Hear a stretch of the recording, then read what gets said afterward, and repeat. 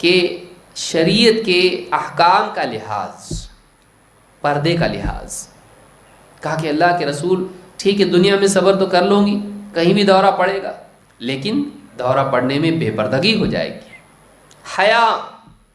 حیا عورت میں ہونا چاہیے۔ عورت کے لیے پردہ بہت اہم چیز ہے۔ بے ہوشی میں بھی بے پردگی نہیں ہونا چاہیے، بے ہوشی میں بھی بے پردگی نہیں ہونا چاہیے، اس کو یاد رکھیں۔ لیکن ہوش و حواس میں ایک مسلمان ٹک ٹاک پر اپنا ویڈیو ڈالے، فیس بک پہ اپنا فوٹو ڈالے، اپنے چہرے کا، اپنے ہاتھوں کی مہندی کا، یا سر سے لے کر پاؤں تک بہترین لباس پہن کر بے پردہ ہو کر وہ تصویر ڈالے فیس بک پر، اپنی بہنوں کی نکاح کی تصویر ڈالیں کہ دلہن کو بالکل سجایا گیا ہے، اور پھر وہ دلہن اس کی تصویر فیس بک پر ڈالی جائے۔ شرم آنا چاہیے، شرم آنا چاہیے کہ ایک عورت اپنی زینت کا مظاہرہ پرائے مردوں کے سامنے کر کے ان کی داد، ان کی تعریف چاہے، ان کی نگاہوں میں یہ اپنا مقام بنانا چاہے کہ یہ بھی عورت بہت خوبصورت ہے، اس کو شرم آنا چاہیے۔ اس عورت کو آپ دیکھیے کہ بیماری کی حالت میں، دورے کی حالت میں بھی بے پردہ نہیں ہونا چاہتی ہے، حالانکہ اگر ایسی حالت میں عورت بے پردہ ہو جائے کوئی گناہ اس پہ نہیں ہے۔ کیوں؟ ہوش و حواس ہی نہیں اس کے، جان بوجھ کے اس نے ایسا نہیں کیا ہے، لیکن وہ عورت چاہتی کہ نہیں، انجانے میں بھی ایسا نہیں ہونا چاہیے۔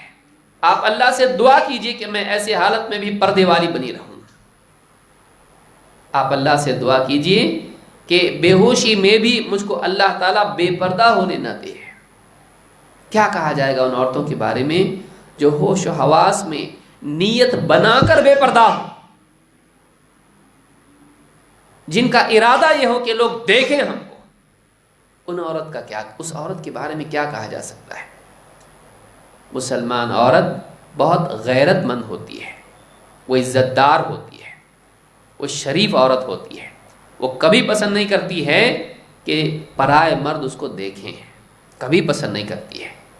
جس عورت کو یہ چیز پسند ہے کہ پرائے مرد اس کو دیکھیں، اس میں زنا کا ایک حصہ ہے، اس کے مزاج میں زنا کا ایک حصہ ہے۔ اسی لیے اللہ کے نبی صلی اللہ علیہ وسلم فرماتے ہیں کہ جو کوئی عورت عطر لگا کے لوگوں کے سامنے سے گزرے اور وہ چاہتی ہو کہ لوگ پلٹ کے اس کو دیکھیں، فَهِيَ زَانِيَةٌ، وہ عورت زناکار ہے۔ اگرچہ وہ زنا نہیں کر رہی ہے، لیکن یہ چیز اس کا مزاج زنا والا مزاج ہے۔ اللہ تعالی ہم سب کی حفاظت فرمائیں، ہماری ماں و بہنوں کی حفاظت فرمائیں۔ یہ مزاج بدلنے کی ضرورت ہے۔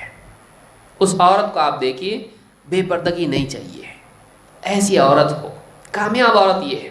کیا کہا اللہ کے نبی صلی اللہ علیہ وسلم نے؟ جنت کا وعدہ کیا۔ ابن عباس رضی اللہ عنہ کیا کہتے ہیں؟ یہ عورت زندہ ہے، یہ طواف کر رہی ہے، ابھی اس کی موت بھی نہیں ہوئی ہے، لیکن اس کے لیے جنت کا وعدہ ہے، زمین پر چل رہی ہے، ابھی آخرت میں اور موت کے بعد قبر میں گئی نہیں ہے، دنیا ہی میں یہ عورت جنتی عورت دیکھنا ہے۔ کہا کہ بتائیے کون سی عورت؟ کہا کہ